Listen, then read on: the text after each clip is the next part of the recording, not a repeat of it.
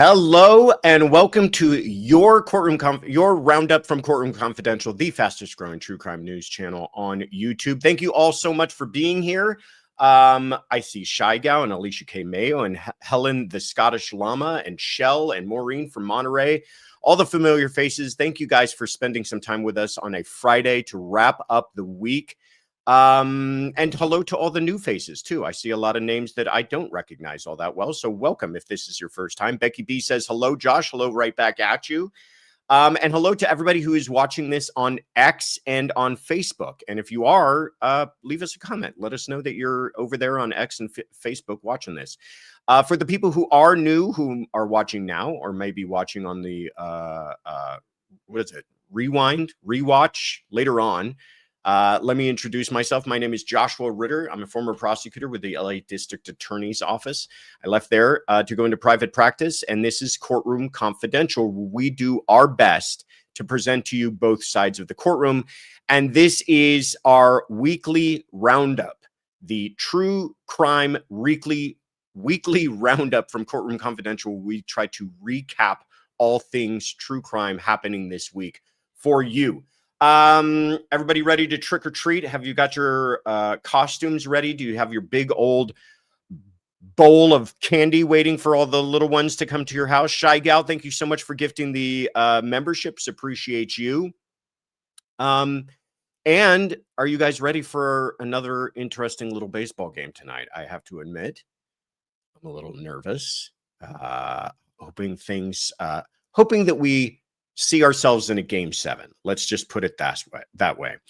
All right, guys, a lot for us to cover, a lot of interesting cases to discuss this week, a lot of cases that I think will have effects on the overall interaction between true crime and the media. And we'll get into that a little bit more. But for right now, let's go ahead and get it rolling.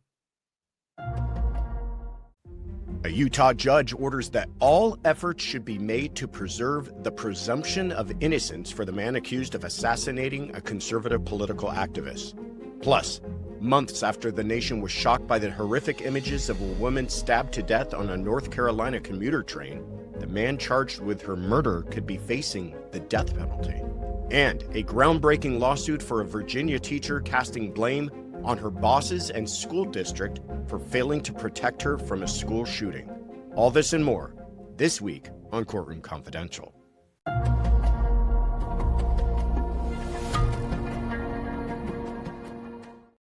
As you can tell, lots to dive into this week. As always, we are honored you have chosen us to bring you these updates. I'm your host, Joshua Ritter, an award-winning Los Angeles prosecutor turned criminal defense attorney with 20 years experience navigating the criminal justice system, bringing you my unique insights from both sides of the courtroom. Today is Friday, October 31st, 2025, and this is your Courtroom Confidential weekly roundup. Let's jump in.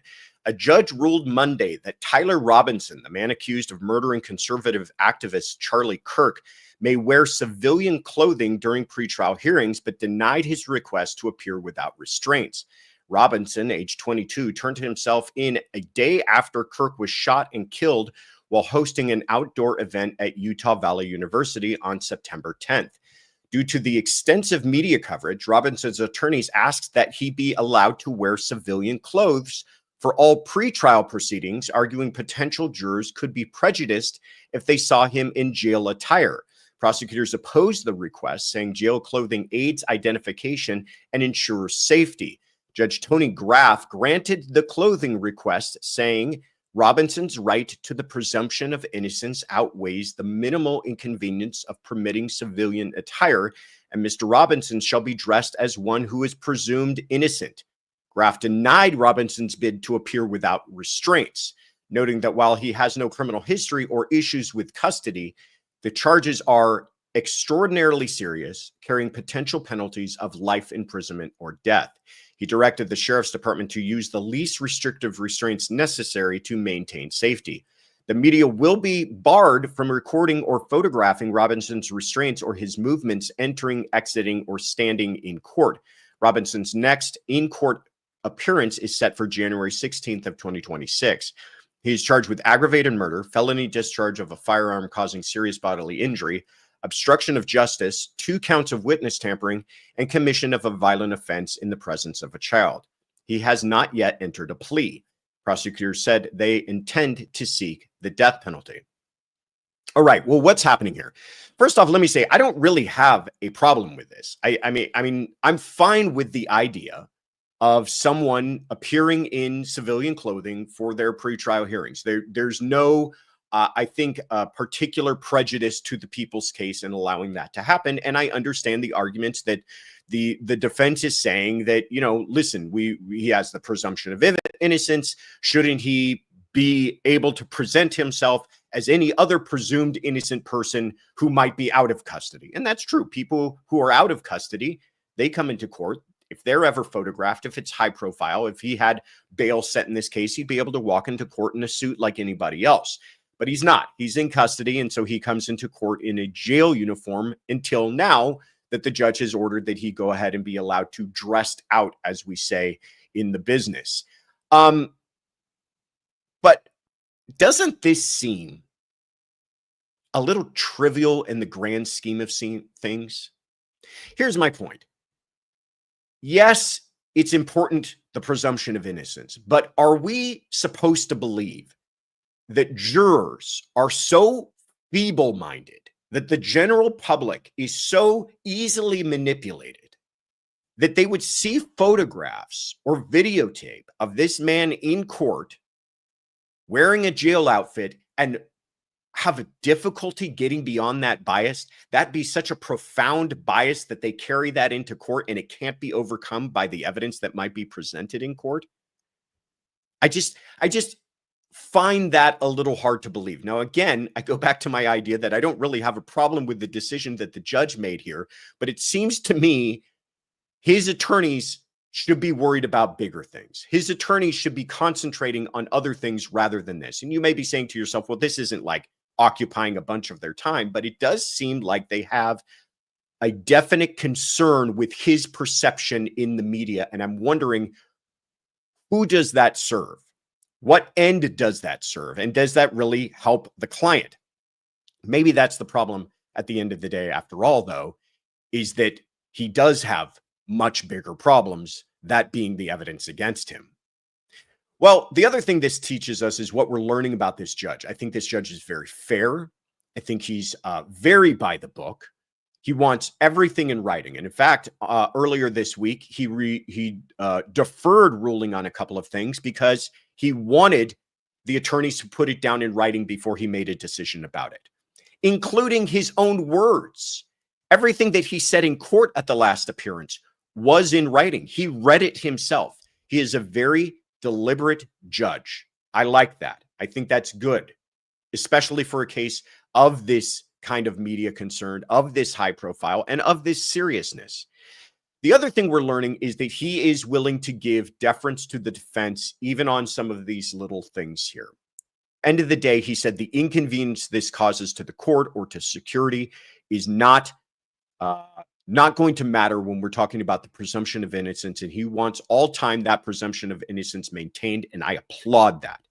I applaud that because that's the way that it should work, and he should give deference to the defense, because the last thing that you want in a case like this, if he is convicted, is for it coming back on appeal for something as trivial as whether or not he was given the opportunity to dress out for court. But what else are we learning about the defense? And that's what I alluded to a little bit earlier. They are aware and concerned, and maybe possibly even too concerned with the media in this case, with his perception, with how he's being received by the general public. When at the end of the day, it's really only going to be 12 people who make a decision, a very profound decision about his life. And we've seen this kind of trend in other cases, haven't we? Luigi Mangione comes to mind. Brian Kohberger comes to mind. The other thing that we're learning from the defense in this case is I think that they absolutely intend this to go to trial. And I think that at least is a very smart move on their part. If this is a death penalty case, we all know how this ends. This is going to go to trial unless that death penalty punishment is taken off the table. And that's really up to the prosecution at this point. So, but what do you guys think? Are the attorneys just spinning their wheels here in this case? Is this important stuff or is it not important stuff? Please let us know in the comments. YouTube Bad Actor says next will be change of venue at Courtroom Confidential. I agree. That does seem to be the motion du jour. Joy W says, I agree with civilian clothes during trial, but pre-trial, meh. That's kind of where I'm at as well. And finally, Diane L says, I don't get the clothing thing. They know what he's accused of, right? Kind of my point as well. North Carolina man Decarlos Brown has been indicted by a federal grand jury in the fatal stabbing of 23-year-old Ukrainian refugee Irina Zarutska on a Charlotte train, a charge that carries the possibility of the death penalty. Brown, age 34, was charged with violence against a railroad carrier and mass transportation system resulting in death. According to video and a federal complaint, Zarutska boarded the Lynx Blue Line on August 22nd and sat in front of Brown. He then pulled a knife from his pocket, unfolded it, and struck her 3 times from behind before walking away. Zarutska, who was on her way home, died at the scene. Brown was arrested at the same station's outbound platform. He was later charged federally with committing an act causing death on a mass transportation system. Local police charged him with first-degree murder. Lauren O'Newton, the attorney for Zarutska's family, said they are pleased with the indictment and look forward to swift justice for Irina. Zarutska had recently moved to the U.S. to escape the war in Ukraine. After obtaining her work permit, she began helping at a senior center and working at a pizza shop and took care of neighborhood animals. Brown's criminal record spans more than a decade with over a dozen felony arrests, including breaking and entering and robbery with a dangerous weapon. He served 5 years in prison for the robbery. On October 3rd, Governor Josh Stein announced that he had signed Irina's law that, quote, alerts the judiciary to take a special look at people who may pose unusual risks of violence before determining their bail. What's happening here? Well, first of all, put aside, if you can, for a moment, whatever feelings you may have on the death penalty. And I know that this is one of those issues that some people have some very strong feelings about, whether those be morally, whether those be religious views, political views. Everyone seems to have some strong views when it comes to the death penalty. But putting that aside, assuming it is something on the books, assuming it is a law that can be enforced by prosecutors, do you think this case is the type of case that it's reserved for? And I personally, having been a prosecutor, feel like it should be reserved for the worst of the worst. Not just cases that can qualify for the death penalty, but cases that, for lack of a better word, deserve the death penalty. Well, look at the circumstances of this case. It's nightmarish. You're talking about a totally random and brutal act of violence against an entirely innocent person, a person just going about their life, not a person living a high-risk lifestyle, not a person causing trouble, not a person inviting violence in any kind of way, just a young woman going home from work, and she's stabbed to death in this violent way and dies a horrific, I imagine, frightening death all alone. Is that the kind of case we want reserved for the death penalty? I would say so. Again, putting aside however you feel about the death penalty, if we're going to have it, you would think this is the type of case, especially too when you factor in his criminal history. But then take into consideration his mental health state. We know that he had a history of mental health issues. We know that his own mother had asked for him to be institutionalized in some sort of way. Should that be taken into consideration? I think we can all say yes, it can and it should. But should any indication of mental unrest be a complete bar to the death penalty? Again, putting aside how you feel about this, that's a more interesting question. And I tend to lean toward the idea that no, any indication doesn't, I think, automatically disqualify one from this incredible punishment, but it should certainly give us pause. And that's no doubt what this whole case is going to become about. It's all going to become about his mental health issues. It was caught on video, clear as day. There are people who witnessed it sitting a few feet away from the murder as it's taking place. There's no trial here. There's nothing to argue here. I'm sorry. This isn't a matter of me not being an aggressive trial attorney. This is a matter of the facts and what they are. This was caught on tape. It would be, an easy case for any prosecutor to prove. But he is going to plead not guilty by reason of some sort of insanity, I imagine. Some sort of mental health defense is going to come up here. And does pursuing the death penalty in a case like that encourage or prevent a plea deal from taking place? This really should not be a trial. This isn't what trials are for. This isn't about deciding the question that can't be answered, but to put it in front of 12 people. This is a case that should really reach a plea deal. But if they're pursuing the death penalty, you can be sure it's going to go to trial. Or they can use the death penalty as some sort of mechanism by which to gain a plea deal in this case. Finally, the last point I wanted to make about this is it does seem, and maybe this is more of an observation than anything else, that there is a recent trend in federal cases being filed in state courts. We saw that, state cases, I should say, being filed federally. In other words, this is a crime that took place in North Carolina. It doesn't invoke any kind of obvious federal jurisdiction here. Now, the feds are finding jurisdiction by the mechanism that this charge that they're making about it being on mass transportation. And I'm not saying that they're finding some sort of bizarre loophole. It does apply. But it begs the question of why are the feds getting involved? Murders take place all the time, all across this country. Some of them horrific as this, if not more so. And the feds don't get involved. Why are they getting involved here? Luigi Mangione is a case that comes to mind. It is horrible. It was an assassination taking place on a public street, but it's a New York State case. Why are the feds getting involved? We even see the feds showing interest in the case that we talked about earlier with Tyler Robinson, that they're looking for some sort of avenue to federal jurisdiction. Why, I guess, is my question and my observation.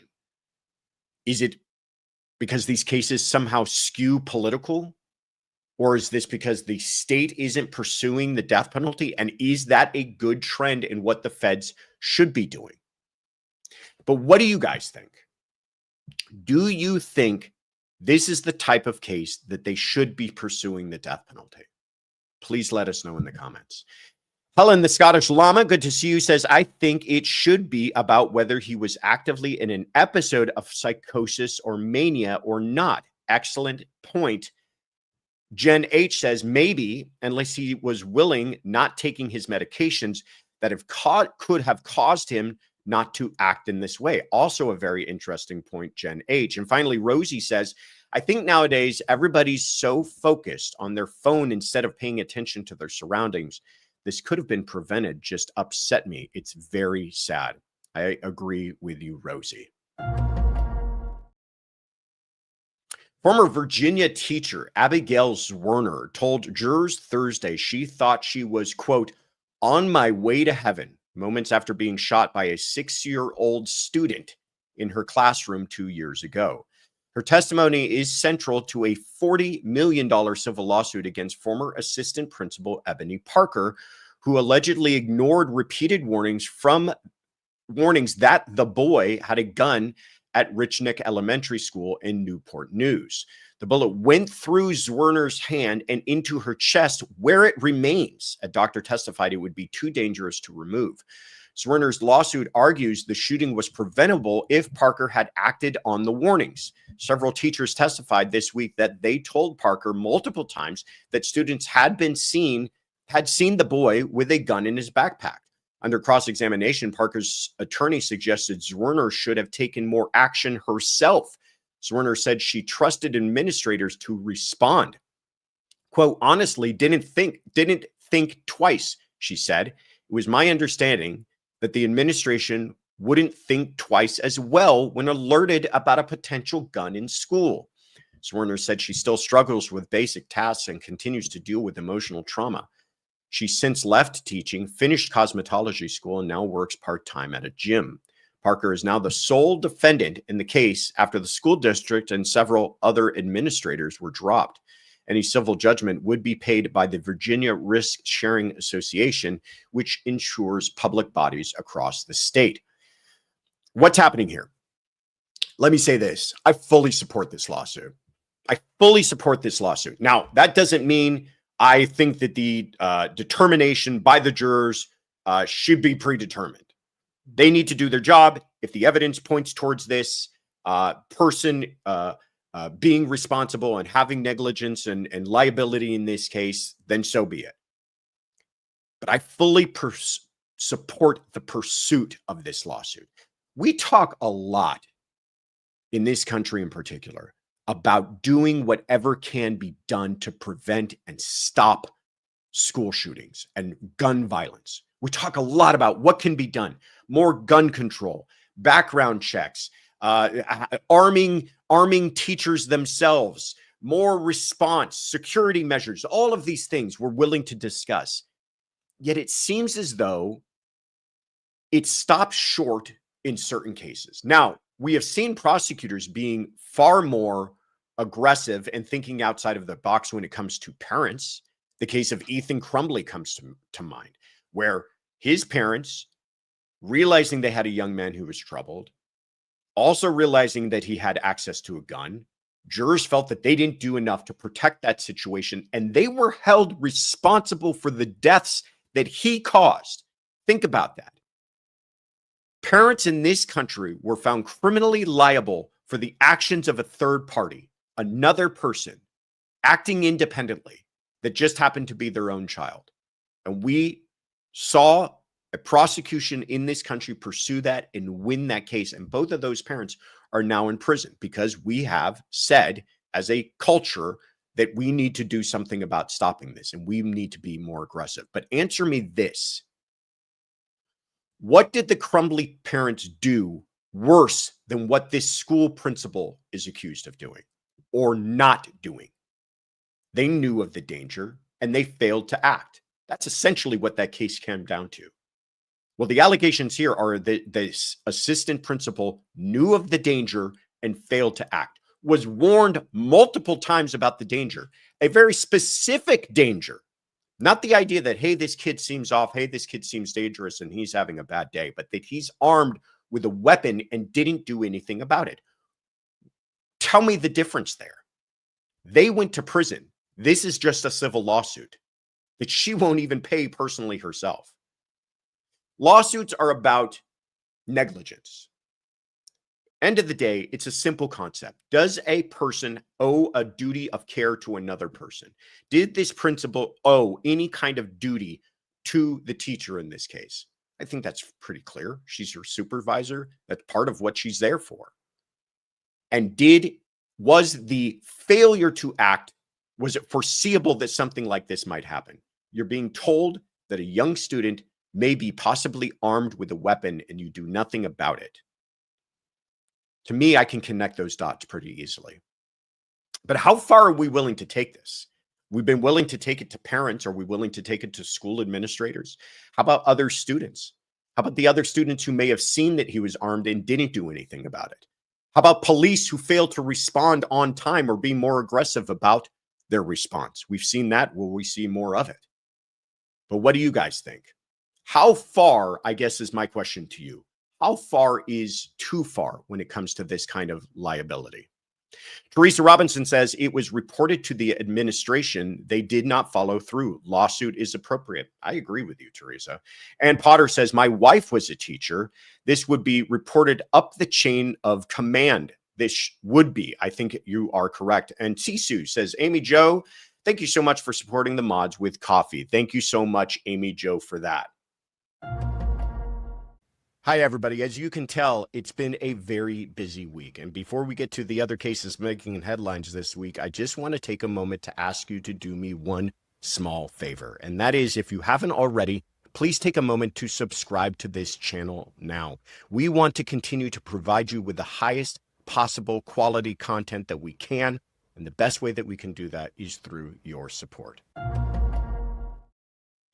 Also making headlines this week, an Ohio woman has been sentenced to life in prison without parole for fatally stabbing a 3-year-old boy outside a grocery store. Bianca Ellis, age 34, stole 2 knives from a nearby thrift store before walking into a Giant Eagle supermarket in North Olmsted on June 3rd of 2024. Prosecutors said she followed the 3-year-old Julian Wood and his mother into the parking lot where she stabbed the toddler multiple times as he sat in a shopping cart. Julian's mother, Margot Wood, was also stabbed. Following a week-and-a-half-long trial, a jury convicted her of 9 counts, including aggravated murder, felonious assault, and child endangering. Her defense team argued she was not guilty by reason of insanity due to a history of schizophrenia, but jurors rejected that claim. At sentencing, Julian's parents gave emotional statements in court. Quote, "That woman murdered my son replays in my head every single day," Margot Wood said. "Just because you have a mental illness doesn't justify for you murdering my son." Ellis spoke briefly at sentencing, saying, quote, "I just want to say I apologize. I really am sorry for what happened." The attorney said they plan to appeal the conviction and sentence.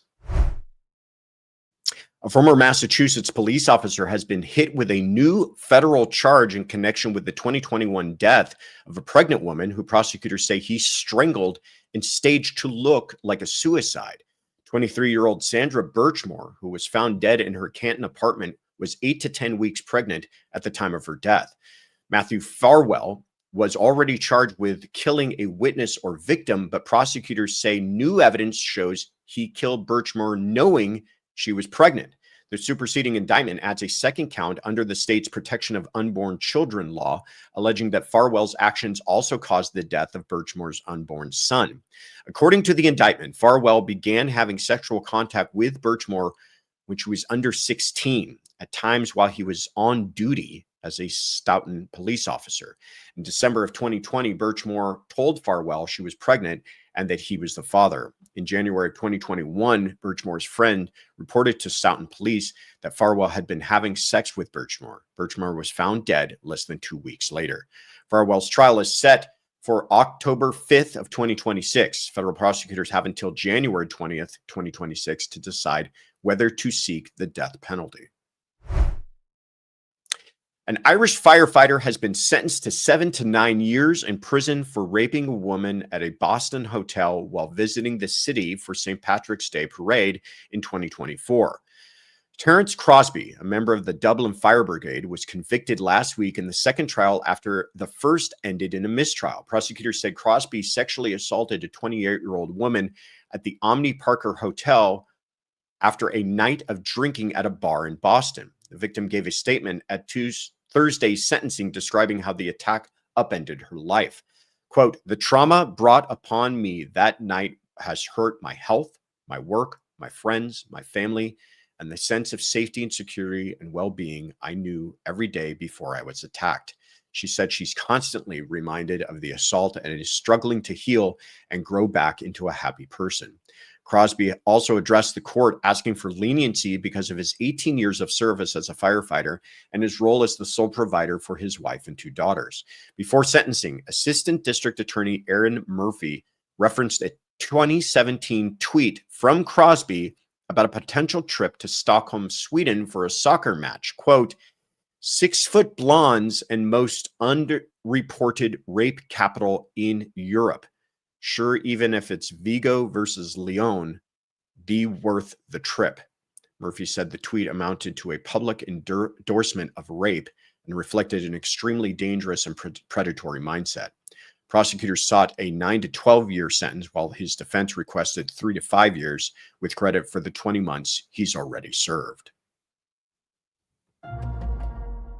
Before we get into the rest of the week's cases, I don't know if you've seen the news lately, but there are reports that over 183 million email passwords have been leaked online, including Gmail. This means that hackers can not only get into your Gmail account, but they could get into any account linked to that account, including shopping sites, banks, and subscriptions, you name it. As someone who uses Gmail every day, I worried, obviously. But then I remembered I'm protected by our sponsor, Aura. Aura provides full digital security so you can feel safe even when leaks like this happen. You get dark web alerts, bank fraud monitoring, a VPN, antivirus, a password manager, and up to $5 million in identity theft insurance all in one app.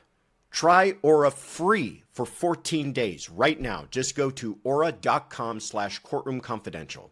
It's free to try, it protects you, and it helps support the show.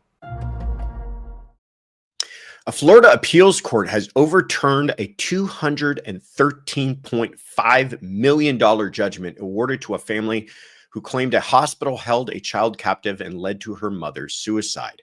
The ruling nullifies the massive jury awarded to Maya Kowalski and her family, won in their lawsuits against Johns Hopkins All Children's Hospital, which has been found liable for false imprisonment, battery, fraudulent billing, wrongful death, and emotional distress. The Kowalski family was the subject of the Netflix documentary Take Care of Maya, which chronicled Maya's battle with complex regional pain syndrome, a neuropathic disease that causes extreme pain.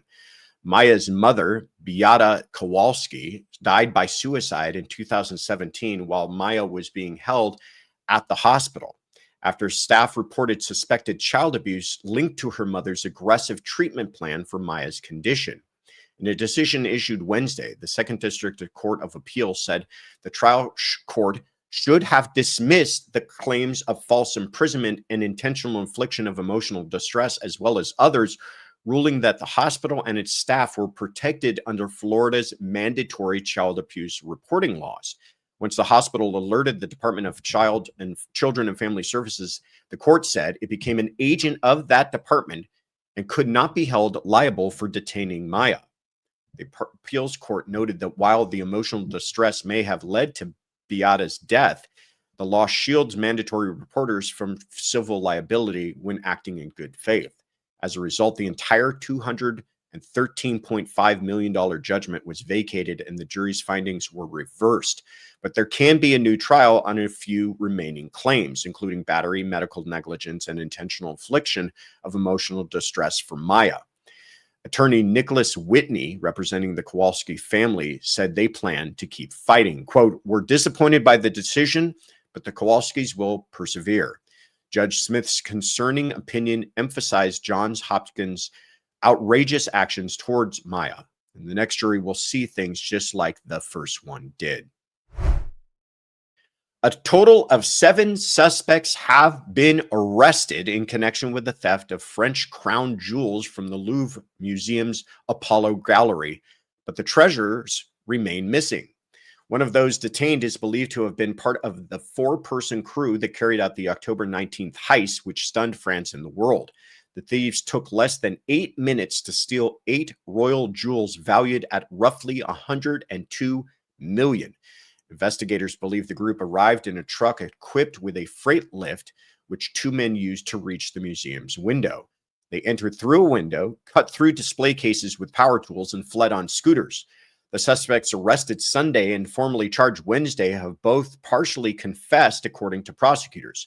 Paris prosecutor's office issued a public appeal, quote, "These jewels are now, of course, unsellable. Anyone who buys them would be guilty of concealment of stolen goods. There's still time to give them back." The suspects' identities have not been released, but investigators say one suspect, a 34-year-old Algerian national, was arrested at Charles de Gaulle Airport attempting to board a one-way flight to Algeria. His DNA was found on one of the getaway scooters. Another suspect, a 39-year-old man from Aubervilliers, already known to police for theft, was linked to DNA on a shattered display case and other items left behind. Officials say there's no evidence of insider involvement by museum staff. A wannabe Hollywood producer was sentenced Wednesday to 146 years to life in prison for the 2021 drugging deaths of 2 women, along with multiple sexual assaults spanning over a decade. David Pierce, age 42, was convicted in February of 2 counts of first-degree murder for the deaths of Christy Giles and Hilda Cabrales Arzola, and several counts of rape and sexual assault involving 7 other women between 2007 and 2021. Prosecutors said Pierce used drugs such as GHB and fentanyl to incapacitate women and facilitate sexual assault. Pierce met Giles, age 24, and Cabrales Arzola, age 26, at a warehouse party in East LA in the early morning hours of November 13th, 2021. The women later went to his Beverly Hills apartment where prosecutors say he gave them drugs. Within 35 minutes, Cabrales Arzola tried to call a rideshare service, but never left. Hours later, Pierce and his roommate, actor Brant Osborne, dropped the women off outside separate hospitals. Giles was found dead outside a Culver City hospital with cocaine, fentanyl, ketamine, and GHB in her system. Cabrales Arzola was found unconscious outside Kaiser Permanente, West Los Angeles, where she was taken off life support after suffering organ failure with cocaine, ecstasy, and other undetermined drugs in her system. A judge declared a mistrial for Osborne, who was charged with being an accessory. He's awaiting a possible retrial. Before we get to what's coming up next week, I just want to take a moment to say thank you. Thank you for being a part of this growing community. But I want to give a special shout out to Gina Gilmore for your kind words on Apple Podcasts, and to our CC crew members, Leona Ginson, 9743, and Court Lurker for your comments on YouTube. We can't thank you enough for your continued support.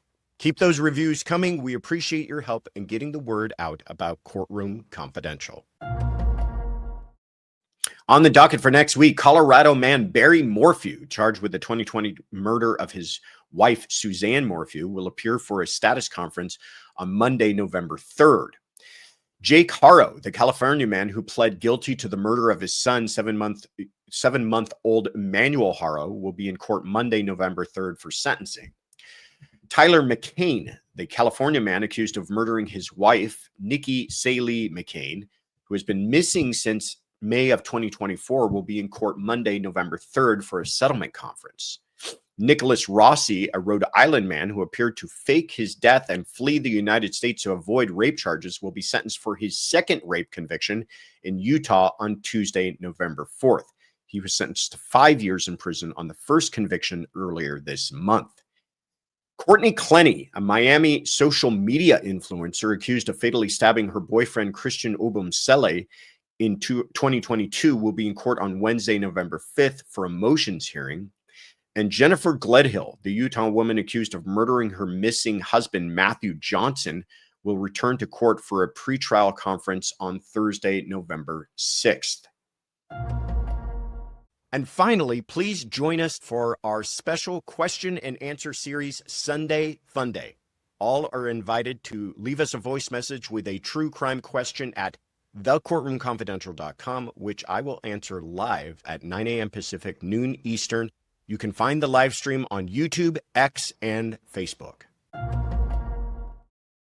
And that is it for us this week, folks. I am your host, Joshua Ritter. You can find us on social media at CR Confidential on X, at The Courtroom Confidential on Instagram, or at thecourtroomconfidential.com. Thank you again for joining me. Have a great weekend, and I will see you again next week for another episode of Courtroom Confidential.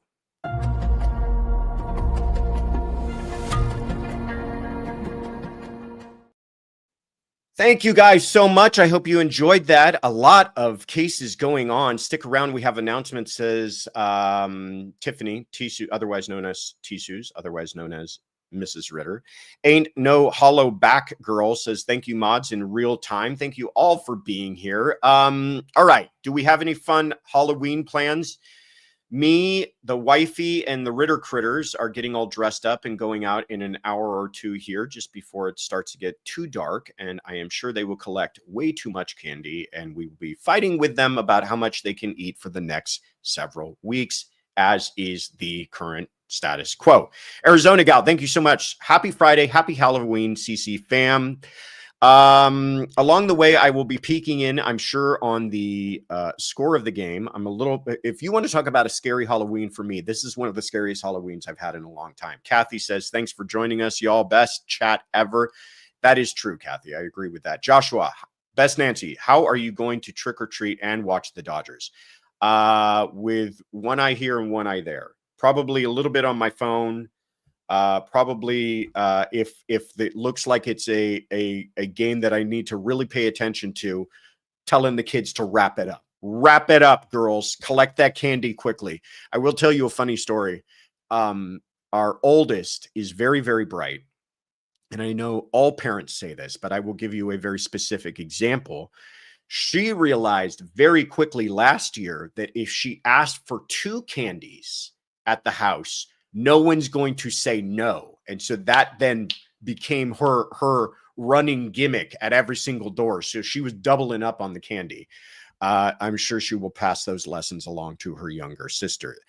Tracy Lynn Mullen. Thank you, mods, Josh, and oh boy, go Blue Jays. I'll say it. The words will come out of my mouth, but I don't believe it, and I'm sure you can tell that. All right, what did you guys miss? On Wednesday, we had a really interesting conversation with Anjanette Levy, and I want to highlight this because I think it's becoming even more topical. A couple of the cases that we discussed.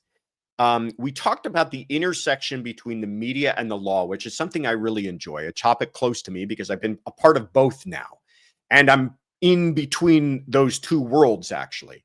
But we talked a lot about the Tyler Robinson case and some, the recent decisions that we talked about earlier in today's episode. But we also talked about the Barry Morphew case and the recent decision that the judge made in that case to not allow cameras in the courtroom. And I know that's kind of a hot topic on the webs, on the YouTubes. And so I figured you guys might want to see that conversation if you missed it. So it's already up on our channel. Troublemaker Baker says that was a great conversation. Thank you so much, Troublemaker Baker. And those look like some wonderful Halloween or fall stylized cookies there. I think they're cookies. Then stay tuned. This Saturday, we do something every 3 months. We have a quarterly membership Zoom call. So if you are a part of our membership program in our very top tier, the For Your Eyes Only tier, we do something very fun where we give you all a super secret Zoom login, and you can all log in tomorrow at 9 a.m. Pacific, noon Eastern, and we're going to have a fully interactive conversation. So bring your questions. Wear your costumes if you like, even though I think it will no longer officially be Halloween. Best Nancy, thank you so much for becoming a member. Oh, Best Nancy, by the way, big shout out to you, became a For Your Eyes Only member now, just for this, I'm guessing, though she hasn't told me. She says, holy moly, it's been a year, my favorite channel with my favorite hosts and chat. Now, if the Dodgers would win, I'd be really happy. I agree with you, Nancy. Maybe, hopefully, Nancy, if you're in the chat tomorrow, we will be talking about how great a game that was and not fully commiserating in our sorrows. They're pumpkin waffles, says Troublemaker Baker. Now I'm even more hungry. They even look more delicious. Pumpkin waffles. God, dude. Troublemaker Baker, not messing around. So that's tomorrow. If you have time, if you want to join the membership, upgrade your membership, you can be part of that live Zoom call tomorrow at 9 a.m. Pacific, noon Eastern. Details to follow, I'm sure. And then on Sunday, what is Sunday? What do we do on Sundays around here? We do Sunday Fun Day. So you still have time. We could still use some more questions. That will be live 9 a.m. Pacific, noon Eastern. And I have a note here in my notes that it's daylight savings time. So do whatever you got to do with your clocks. I don't even worry about it anymore because my phone does it for me. And then it's just a matter of me trying to figure out how to set my watch and the microwave and the coffee maker and whatever other devices that aren't connected to the internet. But daylight savings coming up, Sunday Fun Day coming up, 9 a.m. Pacific, noon Eastern. So if you're saying Sunday Fun Day, that sounds fun. I can leave a message and you'll answer it live. Well, how do I do that? Well, you go to thecourtroomconfidential.com and you click on leave us a message. And that's where you can leave us a message. And we announced this earlier in the show. You can also go to thecourtroomconfidential.com if you want to become a member or upgrade your membership. That's also the place where you can do all this. Look at all the fun things you can do at thecourtroomconfidential.com. And you can find out about new merch. We have new colors coming out for fall. We really do like them. They're all same high quality as the stuff that we have up on the shop right now, but they're just kind of more for the new season coming up. And we also have some colors that are going to be discontinued. So get them while they're hot, including this one. What is it, Tiffany? What is it? Any guesses on this one? Kaylin says it's called Chalky Mint. Kaylin is incorrect. Beautiful fall colors, says Kathy. What is this one? It's something Lagoon or something. Am I wrong? Tiffany's typing. I think it is Chalky Mint. What? We're retiring Chalky Mint? How could we possibly do that? Kaylin will be crushed. Kaylin is not happy that Chalky Mint is being discontinued. Ann Potter says Mint Julep. I like that name too. And then one last thing. We are hovering so close to, we can see it, we can smell it, we can nearly kiss it, 60,000 subscribers. I don't know what we need to do to push us over the edge. Tell a friend, tell a friend's friend, tell your friend's friend to tell some friends, but whoever you can, let them know about Courtroom Confidential. Subscribe if you can. Subscribing, by the way, totally free. I'm not talking memberships. I'm just talking about click that subscribe button. It's easy to do, and you might just get us over the hump. We hope to do that. Wouldn't that be great if we were able to do it before November? That's just a few hours away, but, you know, why not set our expectations high? All right, everybody. Have a wonderful holiday, however you're celebrating that. Be safe. Enjoy some candy. Watch some baseball. And we will see some of you back here tomorrow, and hopefully all of you back here on Sunday. Take care, everybody. Bye-bye.